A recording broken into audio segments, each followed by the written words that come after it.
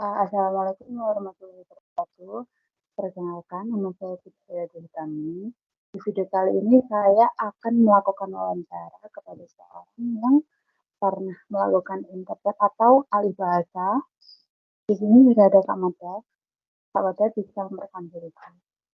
Halo, perkenalkan namaku Danur Madamekananda. Di sini saya masih menjadi seorang mahasiswa di Universitas Muhammadiyah Yogyakarta, jurusan Pendidikan Bahasa Inggris. Mungkin itu aja, Kak. Mungkin gimana Kak kabarnya? Alhamdulillah sih, sekarang alhamdulillah baik dan ya lancar sih kalau kuliahnya juga. Langsung ke pertanyaan aja ya Kak. Oke, nggak apa-apa. Mungkin Kak Mada ini pernah mengalih bahasa itu bahasa apa ya? Dari bahasa Inggris ke Indo atau Indo ke Inggris? Kebetulan ketika saya melakukan interpret itu untuk kedua bahasa, jadi dari bahasa Inggris ke Indonesia dan juga Indonesia ke bahasa Inggris gitu. Oh, jadi kayak bisa dua-duanya nih. Jadi bisa fleksibel aja gitu. Ya, kalau saya fleksibel gitu kemarin. Em, Bisa diceritain nggak pengalamannya Kak Maden buat interpret bahasa gitu? Ah, oke. Mungkin apa ya?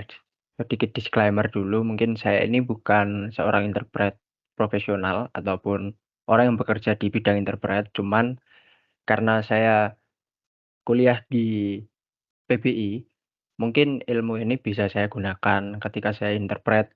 Jadi waktu saya KKN kemarin, kebetulan apa ya, desa yang saya tinggali, yang saya buat KKN itu ada desa wisata dan juga menjual kayak apa ya, makanan khas gitu dari desa tersebut. Dan ada kebetulan di hari mungkin sekitar 3 hari itu kita apa ya, diminta untuk oleh Pak dukuhnya untuk membantu di desa wisata tersebut dan juga di tempat penjualan makanan tersebut. Jadi ada itu kalau tidak salah beberapa turis, sekitar 5 atau 6 orang gitu saya lupa. Tapi mereka datang dengan tujuan untuk pertama membeli makanan khas dan juga menempati tempat desa wisata selama 2 hari. Jadi kita, ya bukan dipaksa sih, kayak dimintain tolong untuk 3 hari membantu desa wisata tersebut. Nah, untuk apa ya, untuk pengalamannya sendiri sih menurut saya hanya gimana ya, berinteraksi sejauh apa yang saya lakukan itu untuk menjadi narahubung antara pihak desa wisata dari yang tempat saya KKN itu dan juga terhadap pembeli. Jadi kan mereka ingin membeli itu tuh kalau tidak salah, apa ya namanya tuh, olahan abon lele gitu. Emang abon lele dan juga nastar gitu. Jadi ada nastar yang emang isinya kan biasanya tuh selai selai nanas ya Kak, kalau nggak salah. Nah, selai nanas, tapi itu diganti menjadi kayak selai abon gitu.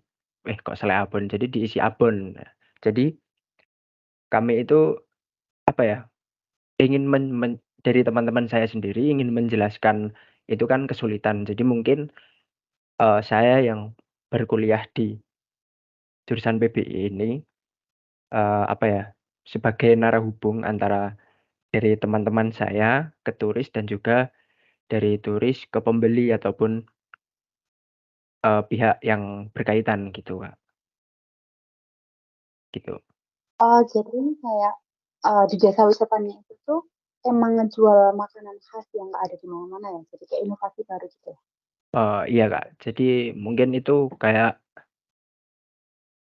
apa ya, semacam dari pihak KWT sih.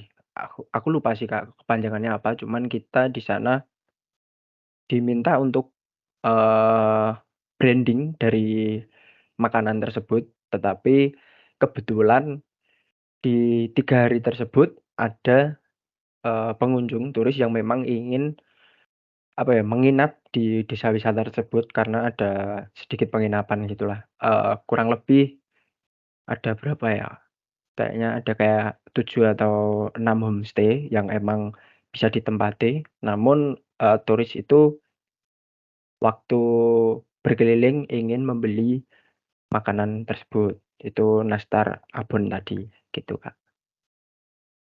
Eee, untuk kunjungan bule-bule atau yang memungkinkan buat Kak Mada melakukan interpret itu, apa sesering itu? Jadi kayak, apakah di 3 hari itu aja atau sebelum-sebelum itu tuh sering ada kunjungan kayak gitu? Eee, saya waktu KKN sempet tanya sih, Kak, maksudnya ke pihak dukuh, terus pihak desa wisatanya juga yang mengurus kan ada sendiri gitu, Kak. Nah, mungkin karena waktu saya KKN itu hanya 1 bulan dan kebetulan saya itu cuman kedapatan 3 hari itu yang memang ada turisnya dan ada bulenya gitu. Terus kalau dari pihak dukuh dan pihak desa wisata itu mengatakan bahwa memang sebenarnya, kalau waktu, apa ya, musim liburan gitu sih, Kak, musim liburan sekolah. Mungkin kan liburan sekolah dan liburan kuliah itu kan agak beda ya, Kak. Tapi kalau liburan sekolah itu biasanya katanya sih banyak gitu. Jadi hampir hampir ya seminggu per minggu itu pasti ada kayak turis yang datang ke situ dan di sana itu juga masih minim untuk penerjemah gitu, Kak. Jadi kemarin, ya beruntungnya sih dari pihak KKN itu ada saya yang emang dari jurusan PBI dan ada satu teman saya yang mengerti lah, Mbak, yang mengerti bahasa Inggris gitu. Kalau untuk Kak Mada sendiri nih, pengalaman buat mengalih bahasakan kayak gitu udah berapa lama sih? Apa ada pengalaman lain atau Kalau untuk pengalaman alih bahasa mungkin baru itu ya, Kak, karena emang, saya belum punya pikiran untuk menjadi seorang alih bahasa, mungkin itu menjadi pengalaman pertama saya yang di mana sekaligus memberikan pandangan saya ketika menjadi interpret. Jadi mungkin kalau untuk ditanya tentang seberapa lama, ya baru kali itu aja sih, Kak, untuk menjadi interpret. Karena ya kebetulan kita memang dimintai tolong untuk membantu desa wisata tersebut, gitu. ada nggak sih kayak kesulitan apa ya hal-hal yang mungkin bikin pusing gitu ya kalau pas mengalih bahasakan? Oh, tentunya ada sih, Kak. Mungkin, kalau kemarin yang saya alami itu, turisnya ini kayaknya bukan, apa ya, yang seperti bahasa pertamanya itu bahasa Inggris gitu. Jadi mereka tuh juga sebenarnya bahasa Inggris gitu untuk, komunikasi dengan kita. Jadi ada beberapa bahasa yang memang, menurut saya sendiri agak sulit dipahami. Jadi saya juga memerlukan Google Translate untuk membantu saya dan juga teman saya. Mungkin, saya dan teman saya kan dibantu oleh salah satu teman saya itu, dan teman saya juga merasa, eee, ada sedikit perbedaan gitu, karena mungkin karena bahasa satunya bukan lidah bahasa Inggris, jadi agak memahaminya agak susah gitu sih, Kak, kalau menurut saya.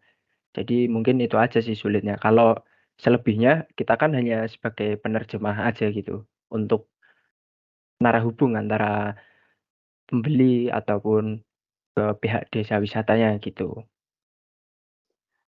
Mungkin ini pertanyaan terakhir ya, Kak, ya. Ada nggak sih hal-hal yang mungkin boleh atau hal yang nggak boleh dilakukan sebagai, seorang penerjemah? Oh, kayak lebih ke apa ya, peraturan interpret gitu ya, Kak. Mungkin dari aku sendiri di kuliah itu sudah mendapatkan sudah mendapatkan materi gitu, Kak. Jadi, apa ya, kasarnya gitu yang boleh dilakukan itu mungkin kayak hanya tetap pada tujuan kita gitu, Kak. Kita kan sebagai penerjemah bukan sebagai, apa ya, orang yang paling paham bahasa Inggris gitu. Cuman sebagai penerjemah aja gitu. Jadi apa yang diucapkan, harus kita ucapkan sesuai apa yang diucapkan oleh mereka gitu. Jadi misal mereka mengucapkan A, ya kita harus ngucapinnya A gitu. Jangan mereka ngucapnya A, B, C, tapi kita ngomongnya cuman A gitu, Kak. Jadi tidak boleh, apa ya, bahasa kasarnya tidak boleh menyingkat atau menyimpulkan lah gitu. Takutnya apa yang dimaksud oleh mereka itu berbeda gitu, karena kultur kan juga mungkin kultur mereka ngomong kayak gini nggak masalah, tapi siapa tahu di tempat kita jadi masalah gitu loh, kan kita nggak ada yang tahu, Kak, gitu. Terus mungkin yang, apa ya, selain itu kayak yang nggak boleh itu sebenarnya ada kayak, apa ya, menjaga perilaku profesional kita gitu, Kak, sebagai interpret. Di mana kita tuh harus ya tetap seperti tadi, tetap di jalan di mana kita tuh tidak memihak ketika, nantinya, apa ya, kayak kita waktu jual makanan itu kan pasti ada, pertanyaan untuk harga gitu, Kak. Mungkin nanti ketika case-nya itu adalah si turis ternyata mencoba makanannya tidak sesuai dengan rasa yang mereka inginkan, kan jadi, apa ya, nggak enak gitu kalau kita ngomongnya berpihak gitu. Misal kita, ya kita KKN di sana, terus kita memihak pihak sana kan nggak enak gitu, karena kita tuh tugasnya hanya sebagai penerjemah gitu. Jadi, ya mau nggak mau, kita harus tetap bersikap profesional sebagai interpret gitu ya, jangan memihak ataupun jangan mengurangi atau menambahi kata-kata yang diucapkan. Gitu aja sih, Kak, mungkin. Makasih banget ya Kak buat pengalamannya. Mungkin bisa bermanfaat bagi adik-adik atau teman-teman yang mau menguasai bahasa. Yap. Mungkin cukup sekian video kali ini. Assalamualaikum warahmatullahi wabarakatuh. Waalaikumsalam warahmatullahi wabarakatuh.